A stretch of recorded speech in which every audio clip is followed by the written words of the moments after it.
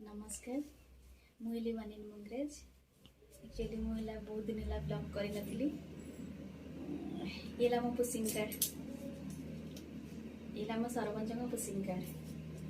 आम भी जाऊँ गड़सई पुशिंग करने आमर जेहेतु मुझे आर थरक कहती आम चुपुरी पटे स्टाण करपटे स्टाण माने सिविल कोटा पड़ जाता किंतु आमर ए कोटा चेंज है माने एथरक संरक्षण व्यवस्था 3 थर सिलेक्शन होक जेहेतु आम जेनेल कोटा पड़गला पुणी एपटे सरपंच भाव में आम स्टाण करूँ जाऊँ पुशिंग करने गड़सई अलरेडी आम बेणा गाँ कुटुगणा कर्णपुर सरी जाइए आमर गड़सई आम जाऊँ देखा कौन हो अच्छी भल तो जेहेतु आम 15 वर्ष राजनीति माने करूँ 15 वर्ष लोक किसी कम हो तो से हिसाब रे मु भावुची जे निश्चय आम माने आम रिजल्ट भल हम बोली आम भी जाऊँ आ बाकी रहा गोटे कथा गोटे कहबी जो मैंने आम अपोजिट रे जे ठिया होती जो किसी कर्मी जो झगड़ा फगड़ा कर सोशल मीडिया सब सब लिखिकी दौच कौन माने सब जिन कौन ये सब एत सब झगड़ा एत सब सोशल मीडिया एत माने जो अपव्यवहार जो भाषा को यूज करुच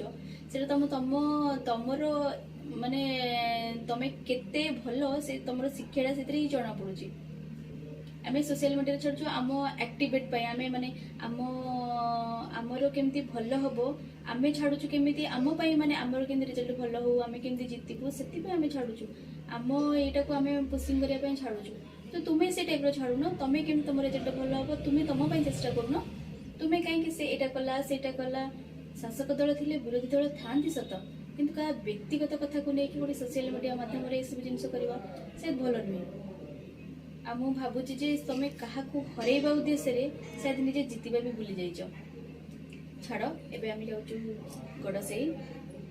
केमती पुशिंग है सेटा भी आम देखेबी मुझे पर देखेबी आम भी चलू पुशिंग करिया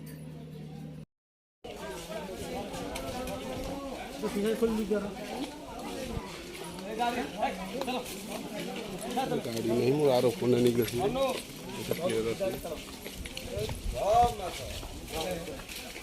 सुननी होगी रे कोई टेंशन के काटी के काम दे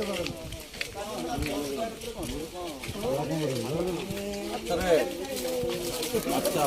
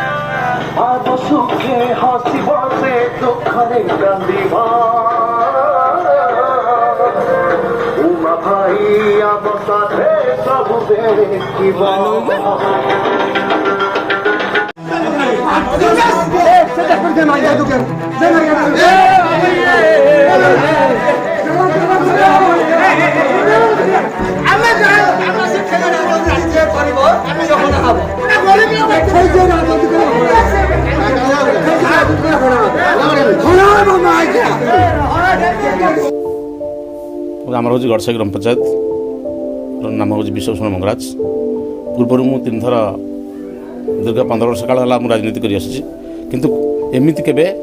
मुझे जान नी बर्तमान एमती हीन राजनीति मोर प्रतिद्वंदा जी कर विभूतिभूषण हरिवर्ता एमती हीन राजनीति कर मुझे जान नी तेणु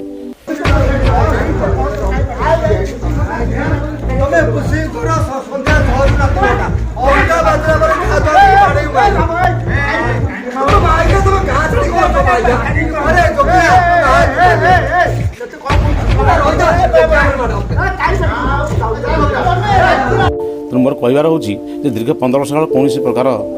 आम एरिया शांति श्रृंखला बजाई रखीचु झमेला टी होना मत लोक समर्थन जोर अच्छी बहुत लोक मत समर्थन कर तेणु से ही भय मोर कर्मी मान धमकाइवाई आ मत धमकाई गोटा प्रयास करी काली राति मत गाँव में निज गाँव में से मत विभिन्न प्रकार कर्मी मान लगे धक्का दे विभिन्न कथा करी मत आम गाँव को आसपार ना विभिन्न प्रकार कथा कर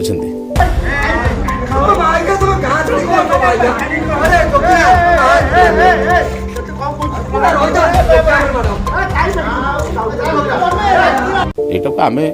ମାନେ ଲୋକଙ୍କ ଆଗରେ ସେ କଥା କହୁଛୁ। ବର୍ତ୍ତମାନ ଦେଖନ୍ତୁ, ବର୍ତ୍ତମାନ ଏମିତି ଗୁଣ୍ଡାଗିରି କରୁଛନ୍ତି। ସେ ଜଣେ ମଦ୍ୟପ ଲୋକ, ତାଙ୍କର ମଦ୍ୟପ ହେଉଛି ଅଭ୍ୟାସ। ଆଉ ଯେତେ ଗୁଡ଼ିଏ ମଦ୍ୟପକୁ ନେଇ ସେମାନେ ବର୍ତ୍ତମାନ ରାଜନୀତି କରୁଛନ୍ତି। ଲୋକ ତାର ଠିକ୍ ସେ ଜବାବ ଦେବେ। ଉଲ୍ଲଂଘନ କରୁଛନ୍ତି, ତାଙ୍କର ଗୋଟେ ଭୟ ହୋଇଯାଇଛି। ଦୀର୍ଘ 15 ବର୍ଷ ଯେତେବେଳେ ମୁଁ ଲୋକଙ୍କ ପାଖରେ ଅଛି, ଲୋକଙ୍କ ସେବାରେ ଅଛି, ଜାଣିଛନ୍ତି ଲୋକମାନେ ମୋ ସପୋର୍ଟରେ ଅଛନ୍ତି, ସବୁ ପ୍ରକାର ସେବା ଦେଇ ଆସିଛି ମୁଁ। ତେଣୁ ସେମାନେ ଗୋଟେ ମାନେ ଏମିତି ଗୋଟେ କରିକି କର୍ମୀମାନଙ୍କୁ ଭୟ କରୁଛନ୍ତି। ବର୍ତ୍ତମାନ ଏମିତି କର ସେମିତି କର, ବିଭିନ୍ନ ପ୍ରକାର ତାଙ୍କ ଘରେ ଯାଇକି ଧମକଉଛନ୍ତି, ତେବେ ବାହାରି ପାରିବନି, ତାଙ୍କ ସାଙ୍ଗରେ ଯାଇପାରିବନି। ବର୍ତ୍ତମାନ এই କଥା ସେ କରିକି ଧମକିବା ସହିତ ବିଭିନ୍ନ ପ୍ରକାର ମାନେ ରାଜନୈତିକ ଇଏ କରି ମାନେ ଶତ୍ରୁତା ମାନେ ବିଭିନ୍ନ ପ୍ରକାର ଶତ୍ରୁତା ଆରମ୍ଭ କରି ଆମ ବିରୁଦ୍ଧରେ ବିଭିନ୍ନ ପ୍ରକାର ବି ପ୍ରଚାର କରୁଛନ୍ତି, ମିଛଟାରେ ଗୁଜବ କରୁଛନ୍ତି ଏବଂ ମଦ ପିଇ କର୍ମୀମାନଙ୍କୁ ଆମ ଉପରକୁ ଆଟାକ୍ କରୁଛନ୍ତି। ଆଉ ବିଭିନ୍ନ ପ୍ରକାର ଘରକୁ ଯାଇକି ବି ଡରାଉଛନ୍ତି ଯେ ବର୍ତ୍ତମାନ ତେମେ ତାଙ୍କ ସାଙ୍ଗରେ ଯାଇପାରିବ ନାହିଁ କି ତାଙ୍କ ସାଙ୍ଗରେ ସାମିଲ ହୋଇପାରିବ ନାହିଁ। ନିର୍ବାଚନ ଆୟୋଗକୁ ନିବେଦନ ଯେ ବର୍ତ୍ତମାନ ଏଇ କଥା ଯେଉଁ କଥା କୋଭିଡ଼ ନିୟମକୁ ଉଲ୍ଲଂଘନ କରି ଏବଂ ନିର୍ବାଚନ ନିୟମକୁ ଉଲ୍ଲଂଘନ କରି ସେ ଯେଉଁ ଆମର କର୍ମୀମାନଙ୍କୁ ଆଉ ମୋତେ ଡରାଉଛନ୍ତି, ଏହା ପାଇଁ ତାଙ୍କର କିଛି ପଦକ୍ଷେପ ମାନେ ନେବାକୁ ମୁଁ ଅନୁରୋଧ କରୁଛି।